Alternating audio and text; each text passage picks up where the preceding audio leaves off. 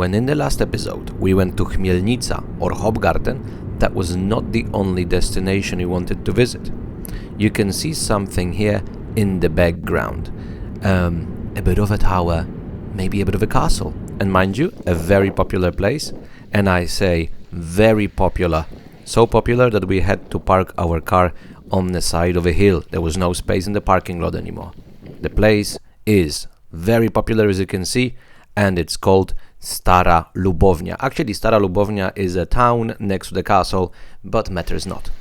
What matters is, this is a great place to tell you a bit about Poles, as there was also Polish population in the region of Spiš, and actually a bit of the region today belongs to Poland, and the story should be told in the castle, because it's not about regular people, it's very aristocratic, royal even. So let me use this place as a background for a story.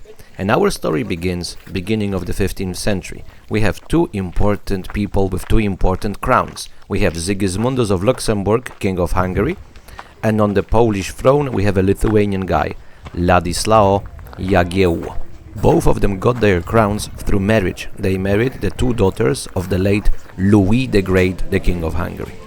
So for a time they were actually brothers-in-law, but their wives died within a short time and they became mortal enemies, as Sigismundus of Luxembourg was the ally of the Teutonic Order, the main enemy of the Polish-Lithuanian Commonwealth.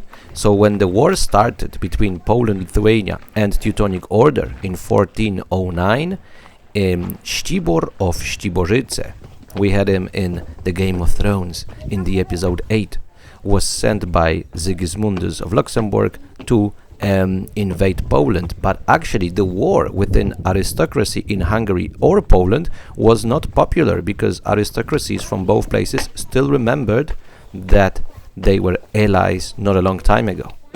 And then 1410 there was a great victory of Polish-Lithuanian arms under Grunwald or Tannenberg in 1410. So Sigismundus decided to actually talk to his old brother-in-law, and they decided to hold the talks here. 1412, King of Hungary and King of Poland met in the Stará Ľubovňa castle, and mind you, if you want to know how many people were with them, let me give you some statistics.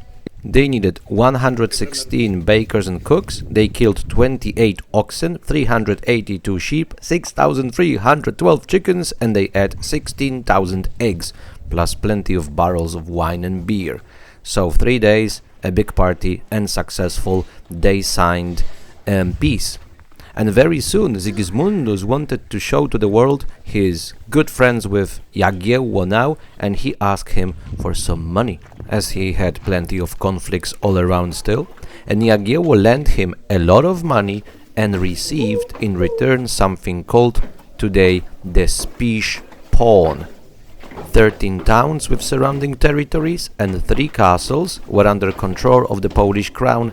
The taxes would go to the Polish treasury. And of course, with time the idea is Sigismundus will pay it all back. But then, within a number of years he died, plenty of issues in the 15th century with the Hungarian crown, it was actually never paid back. And the Spiš pawn remained under Polish control for 360 years. So officially it did belong to the Hungarian crown. In reality, it was under control of the Polish crown, and most importantly, the taxes would go to the Polish, not Hungarian treasury. And it became a very important place, so important that it became its own administrative region with important families in charge of it. So here you have a symbol called Śreniawa of a very important Polish noble family, especially in the 17th century, called the Lubomirski. So if you walk around the castle, both the symbol and their name you will see everywhere, and what you see today in the castle, it's mostly their work. So here's one of them, who, second part of 17th century, for a moment had a very important guest. This is the Polish King Sobieski, 1683, he beat the Turks at Vienna. And from here he sent 2 letters to his wife. Their love letters were actually a famous romantic story back in the day. But what you saw, those 2 men, typical Polish nobility of the 17th century. Half-shaved heads and a big moustache. Enough of that. Especially because the first royal meeting held in the castle here was not of men. Louis the Great had 2 crowns, Hungarian and Polish, but no official sons. So Mary became the Queen of Hungary and the Jadwiga Queen of Poland. Wait a second, there's a mistake. They were not queens. They got title king. So when they had a little sisterly meeting here in 1392, it was not simply a meeting of sisters, it was a meeting of kings. This story is mentioned in what became one of the highlights of the museum, slightly hidden away and a bit small, but exhibition about women in the castle. Because in places like that, we usually get half-shaven heads with moustaches, right? But women lived here as well. The problem is, there's hardly any documents. So for example, Jadwiga and Mary, they met, yes, there's something. Wives of important owners, yes, there's something, but it's little and far between. And I'm not even mentioning female servants. There's hardly any information on them at all. And one of the reasons to such a case is that for hundreds of years, women had only 3 roles to play. Until 15, they are children. Then they become young ladies that had to get married, and then third and longest role, wife and mother. So there is, in inverted commas, nothing to talk about, right? Well, the place here took a different approach. So they decided to tell you about those 3 roles through several separate rooms. The rooms you've been seeing were laid out to show you those particular roles that women would have. And because we know most about the last 2 ones, it's usually rather modern. The story begins in 1883 when a member of a very powerful Polish noble family called the Zamoyski, Andrew, he bought the castle and the surroundings. Now Zamoyski doesn't ring a bell. 2 years later in Paris he married Maria Carolina Bourbon to Sicilies. Yep, she was great-granddaughter of King of both Sicilies. Not bad, eh? So maybe they married in Paris, but they decided to live here, at the very feet of the castle. And he actually is the first person who started to gather so-called Polonika, so souvenirs from Polish history here, and started opening a museum. Now she was very traditional, so she was wife and mother of 7, by the way. And a very good example of a person who doesn't really pop up in documents, but because of her, he could, in the sense that if she was taking care of family and of home, he had free hands to deal with everything else that we read about later in museums. And it seems it wasn't forced, the mother-wife role on her, as she was very religious. One of the daughters actually became a nun. So after the First World War, when he died, she moved to Warsaw. She was close to one of the convents there, and in Warsaw she died in 41, so during Second World War. When she left, the youngest son, Jan, so John, took over, and he went in the footsteps of his father. He also married a Bourbon to Sicilies, but with even better connections. Isabella Alfonsa was no less than granddaughter of Alfonso XII, King of Spain himself. You can see him in military gear full of medals sitting right of the bride, and next to him is the mother of the boy. So yes, they had their wedding in Madrid, but again they decided to live here. But because it's 20s, 30s, so it's much easier to travel around the world, and they did. But also look at the hair of young Isabella Alfonsa. Definitely modernity coming in, although they were also traditional. Maybe not 7 kids anymore, but 4 still. And they lived happily. Well, unfortunately not happily ever after, because then it's war. And during the war they actually did stay in, well, officially independent Slovakia, but because he was very much involved in the Polish resistance, he in the end got caught by the Gestapo. The good connections of his wife helped. They managed to run to the west, but unfortunately the war and the traumas that they and their kids went through, they got divorced in the end. So he died in France, and she, I wouldn't say in poverty, but definitely a modest life. She died in southern Spain in the 60s or 70s, if I'm not mistaken. So there you have it. In a pill, interesting stories of the Bourbon two Sicilies, unexpected two last ladies in the castle. When I say two last ladies, that's not exactly true, as after the Second World War, the castle was nationalized, and there are more women, maybe not owners of the place anymore, but as the museum opened, well, when I say people working in museum, when it comes to females, you probably think of secretaries and ladies cleaning, which, first of all, should be also valued. They are, especially the cleaning ladies, very important. Plus, there are plenty of women working there. Maybe you don't see them, but they are there. So, for example, the photos that you see are all the women that are or were working in the museum here in the last 10 years. As you can see, photos are plenty. And actually, around 2010, the very director of the museum was a woman as well. So, hooray for the ladies working in museums. And my own femme fatale agrees with me completely. So there you have it, a little unexpected highlight of the castle. But there is another highlight, very much expected. If you have a castle on a hill with a tower, what you can most definitely expect are some great views. And here they are coming. So first of all, you're gonna see the Stará Ľubovňa town with beautiful views, tens of kilometers around. But let's focus on a number of details. For example, the village here at the feet of the castle, it's Chmielnica, Hofgarten from the last episode. A bit of the castle, a Renaissance palace that we are going to visit in a moment, and another place we're going to visit soon is a little skansen here. Last but not least, the Tatra Mountains. Behind the big black cloud, yes, but now they look like Mordor before the invasion of the orcs. And honestly, drunk Tatra Highlanders and Uruk-hai, there's no big difference. So mind your head here as we go down the tower. And now that alcohol was mentioned, this is the Renaissance Palace.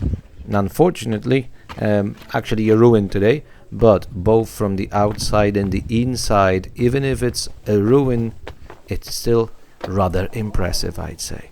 Most interesting is what you would have inside. Of course, people live there, including the owners, but they lived at the top.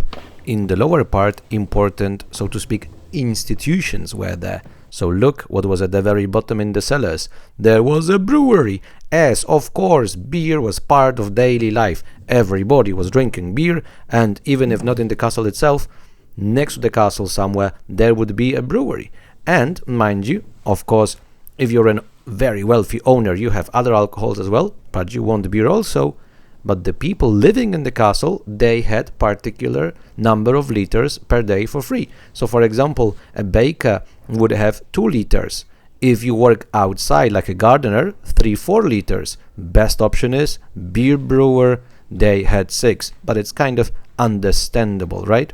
If that's not enough, there was also a castle tavern. And in the 16th century, for example, they would make 468 barrels of beer per year to serve in the taverns and earn a bit of good coin. So I'm very happy that the topic, they did not shy away from it, because it's an important piece of daily life back in the day. And I would say, as Vicky does here, cheers to that. Actually, let me mention that they went a step further, because I mentioned barrels, right? Well, here's a little exhibition on the barrel makers that we don't really think about, but it was a very important piece of craft. So you can put beer in them, and not only beer. Those barrels were not for beer. This equipment here is not for making beer. What else could a Polish noble family leave for Slovakia? In front of you, there used to be the oldest distillery in the Slovak lands from the middle of the 18th century. And there's a document proving it. A part of it here says, a barrel of vodka big and good. And it is actually no laughing matter. It was all documented, the process, the recipes, and so on and so forth. And to be honest, with the stereotype of Poles and vodka, I have no idea whether I should cry or laugh. So let's change the topic. Let me tell you about something else and show you something different. It is middle of the 17th century, Swedish invasion, and they sweep through Poland. One of the Lubomirski family, he was afraid that the Swedes may conquer Krakow easily and steal the royal treasure. So he decided to bring it here, as it is in Polish hands, but it's officially within Hungarian crown. Swedes will not enter because they would have to deal with the Habsburgs. So as you see it here, the royal treasure, crown, scepter and orb, actually several of them, they were here for several years and Swedes never got to them. Unfortunately, what you're looking at is not original, as 150 years later Prussians got to them and they melted it down for coins during the Napoleonic Wars. So in front of you, replicas made in 2010, because the documents fortunately did survive. There's also a replica of a coronation gown from 1764, the last coronation we had, but I am not a royal figure, so we are going to leave the royal treasury and go to a place which is closer to my experience and heart, to another little skansen. And it is indeed very little, but every skansen has something. So for example, it may be the only one with a beautiful castle in the background, right? They also have a beautiful iconostas and some nice picturesque huts with some red-haired peasant girls there. But also, there's a bit of music.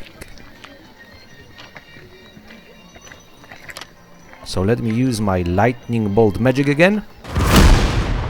And we ended up in Košice, rather far away, but I took you to Ulów, so Center for Folk Craft. And a part of the exhibition was about musical instruments. And mind you, Vicky actually has a sense of rhythm, although she doesn't play any instruments. I am a complete waste of time and effort when it comes to music and playing it. It of course doesn't stop us from enjoying it and other people's talents, but for me this place is a great example of something else. I think we sometimes have a tendency to think that folk people are stupid. For example, 100 years ago many of them were illiterate. It doesn't mean they're stupid. It means they did not go through, let's call it, typical modern education.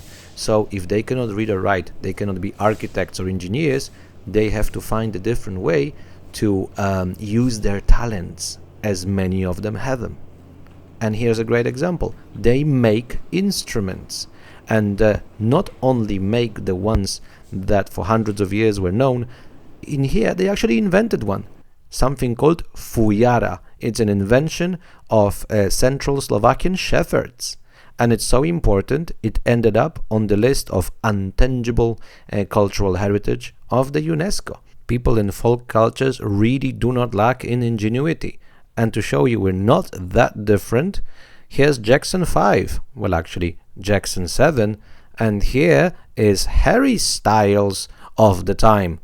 We seriously are not that different. Now actually I brought you here because just before leaving the castle we stumbled upon a gentleman who actually makes such wooden instruments still. So the gentleman himself, Ľubomír Kopčák, would like to tell you a few words. Volám sa Ľubomír Kopčák, žijem na Slovensku v obci Betlanovce, to je slovenský raj. Rezbarčine sa venujem od detstva, ako 12-ročný som mal prvé veci na výstave a v podstate celý život robím s drevom. Aj zamestnanie som mal také, že som robil s drevom, drevomodelára vo veľkej firme, podniku. A hudobné nástroje, fujary, pišťaly, sú to naše typické slovenské nástroje, nikde na svete sa nevyrábajú. Sú to ladené nástroje a venujem sa tomu už viac ako 45. rok. Mám za fujary, za pišťaly kopu ocenení, fujary mám v Japonsku, v Norsku, v Amerike, v Austrálii, v podstate po celom svete, dá sa povedať. Tak, w takim razie odrobinkę muzyki poproszę. No i vám robím aj takéto varechy, ktoré hrajú, keď sa vydarí guláš veselú, keď to dožubete tak smutnú.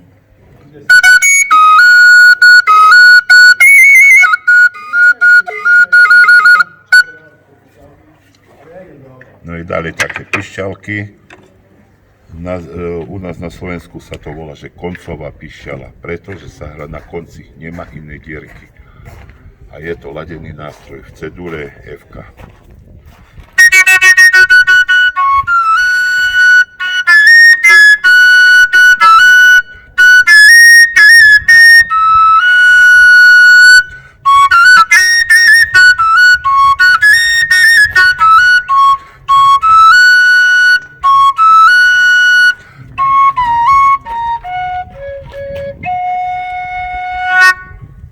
To je naša slovenská fujara, je to ladený hudobný nástroj.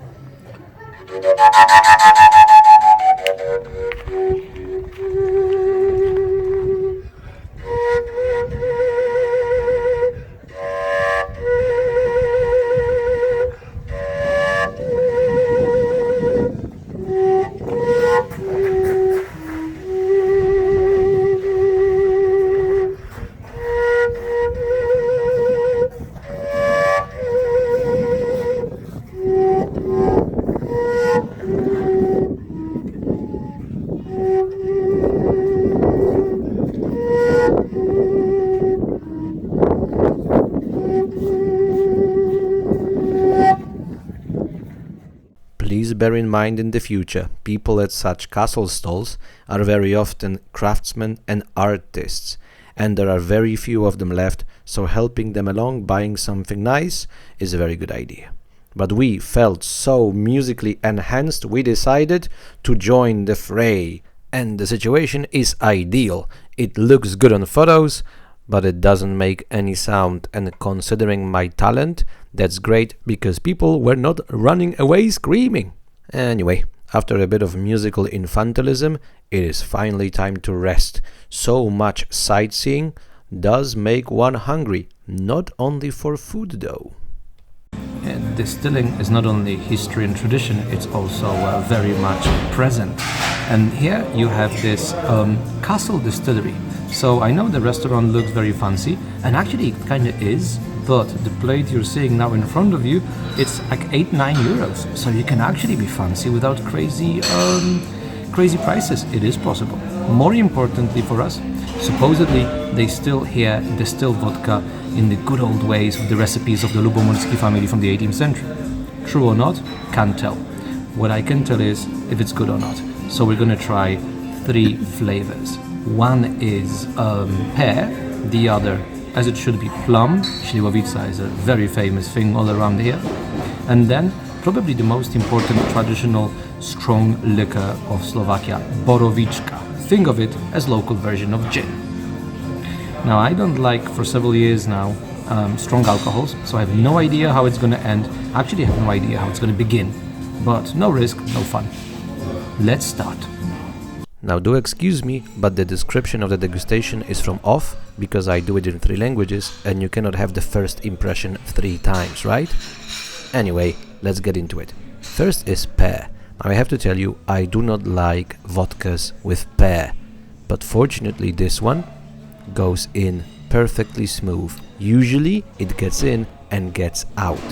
Not my favorite, but it stayed in, and that's success. Now second one coming is the famous Śliwowica, plum. Nose in, and there's definitely no doubt we are talking about plum vodka. So let's see what happens next. Nice and strong as it should be, but it stayed in perfectly. It's roughly 50-60%, but smooth. So now to the last one, borovička. As it is made of juniper berries, we can simply call it gin. I was trying to smell any differences, could not. And when it comes to taste, couldn't feel a difference either. But I have to say, out of the 3, that was my favorite. The Slovak gin, we can say. Now this is where the story kinda should have ended. But can you see in the background, there's something which looks like a very fancy coat. Remember we were in the royal treasury and there was this beautiful gown. I felt kind of jealous of the royals. Now this is simply a decoration, but we and Vicky had a different idea. Behold, Queen Victoria and King Maciek the Silly, holding instead of an orb A beautiful little bottle of borovička, as it should be after a nice degustation.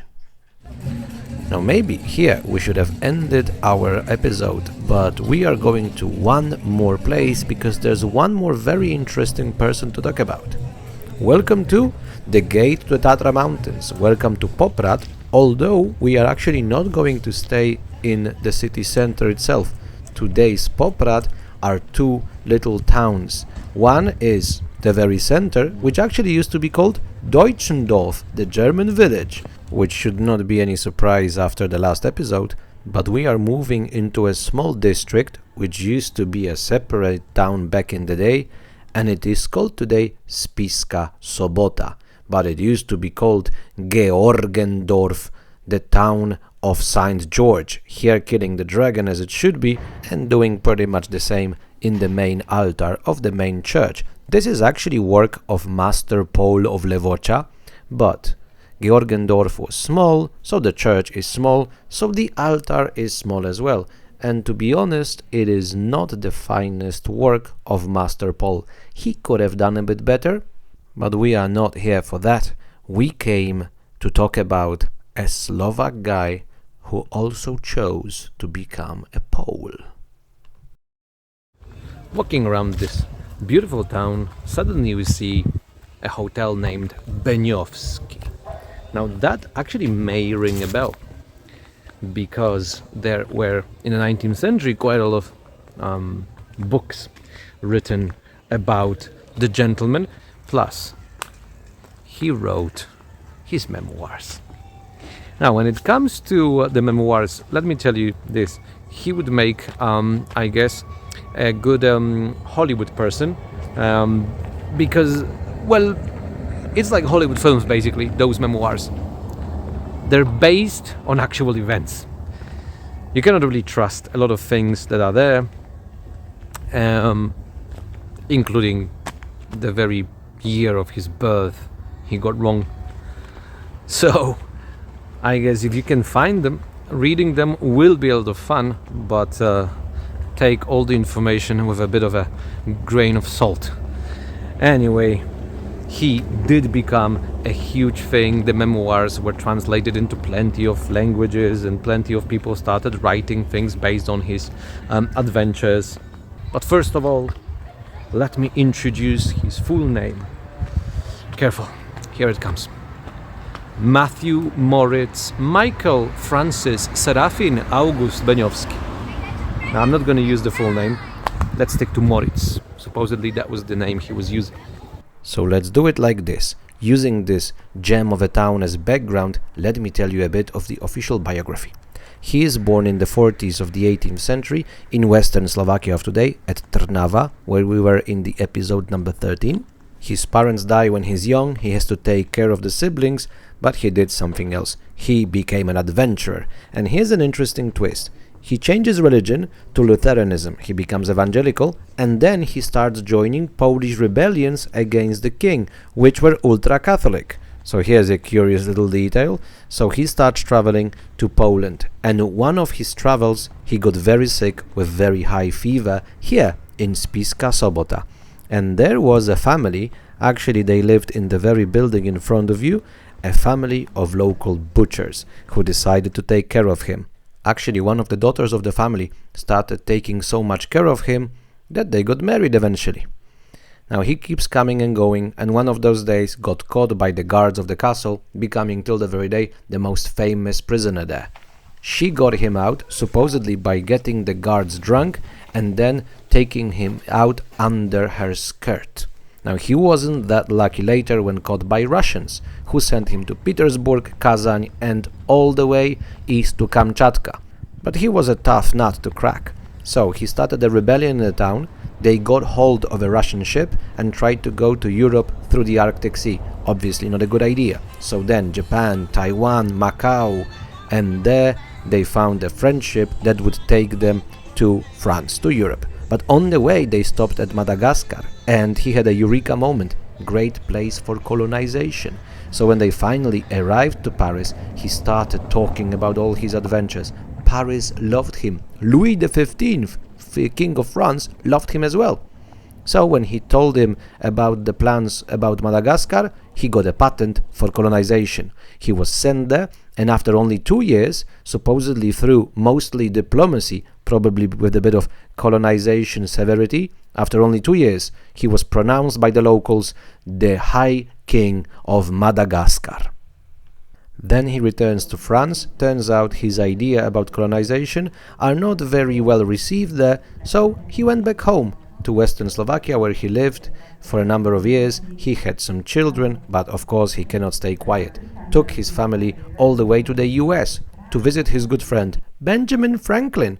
Supposedly what got them together in Paris was playing chess, until the very day there's some kind of a special way to win called after Beniowski. Anyway, he leaves the family with Franklin, goes back to Madagascar to reclaim his kingdom. French didn't like it, so there was a skirmish and a French bullet killed him. He got buried there at the age of 40. Not a bad biography, right? The thing is though, most of the things we know are from his own memoirs. As I told you before, take it with a grain of salt. He joins the Polish rebellion a month before it actually started. He was supposedly great friends with a guy who was fighting in the American War of Independence, a Polish guy called Pulaski. Probably not true. The whole King of Madagascar, even if it existed, it wasn't as important and so on. He probably gave it a lot of spice. Anyway, even if you take it with a grain of salt, even if you scratch out all the extras, his life is still an amazing thing and an amazing story for Hollywood. Well, Czechoslovaks understood it very well. In 1975 they made a film Vivat Beniowski, but I really wish that Hollywood, or maybe even better, Netflix gets a hold of it and makes a series. It would make his life story a great thing to watch, right? Now, why am I telling you about him in this episode? He was born Slovak, but in his memoirs he mentioned several times he feels a pole, so a bridge between our two nations. So, we are going to say goodbye to cute little Spiska Sobota, and we're going to start finishing the episode. Actually, in the next episode, we are going to start finishing the big Slovak adventure, and we're going to do it in, well, the only way possible. We have to go into the Tatra mountains, and I mean the high Tatras. Maybe we are even going to go up one of the peaks. So let's see what happens. For now, thank you very much for your attention, and let me share one more doubt about Beniowski with you. When he was the King of Madagascar, I'm just wondering, did he like to move it?